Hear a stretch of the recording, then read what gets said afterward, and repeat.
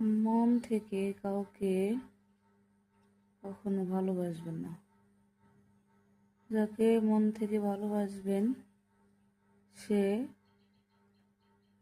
এমন আঘাত করবে যেটা আপনি সহ্য করতে পারবেন না। আর হচ্ছে গিয়ে যার জন্য জীবন যৌবন সব কিছু উজাড় করে দেবেন, দেখা গেছে সেই একসময় আপনার চরিত্র নিয়ে কথা বলবে। বুঝছেন?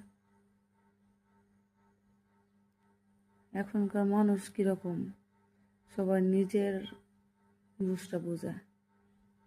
আমার জন্য আরেকজনের কি ক্ষতি হইতেছে এটা কখনো চিন্তা করবে না। চিন্তা করবে যে নিজের কি, নিজেরটা বোঝে। সবাই নিজের চিন্তা করে।